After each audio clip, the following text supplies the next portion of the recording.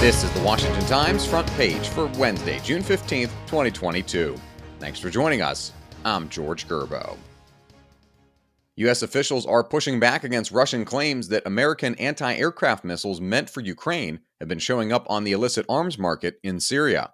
National Security Team leader Guy Taylor reports intelligence and diplomatic sources say the claims are Russian disinformation that's aimed at undercutting U.S. and allied support for arming Ukrainian forces while diverting criticism of Russia's invasion.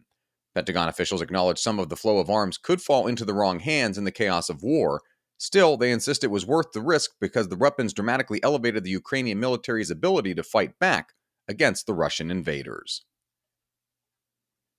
Senate Republicans claim Homeland Security Secretary Alejandro Mayorkas gave misleading testimony to Congress about his department's Disinformation Governance Board.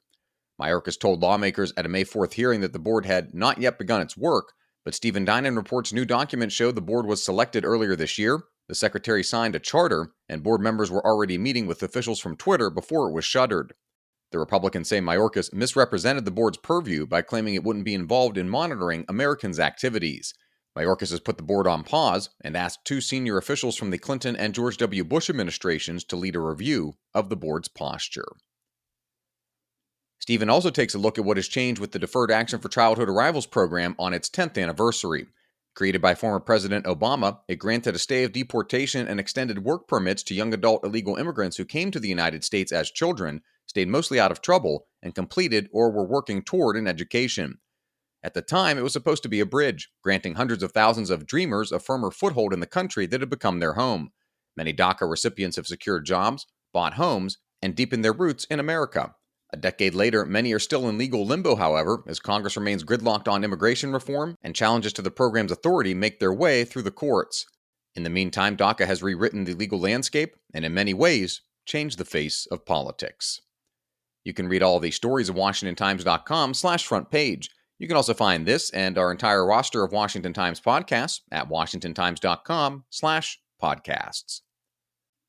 A mine in northern Nevada that's the largest known source of lithium in the United States for electric car batteries is facing resistance from an environmental group and some of its American Indian supporters. Bill Gertz reports Lithium Nevada, the company developing the 18,000-acre site 25 miles south of the Nevada-Oregon border, received a permit in January of last year for what will be open-pit mining and processing of lithium. The permit was the final step in a decade-long approval process before mine construction. But soon after the permit was issued, several lawsuits were filed in federal court seeking to slow or halt the project. The lawsuits claim the land is sacred ground for American Indians and argue that the project will damage the local environment.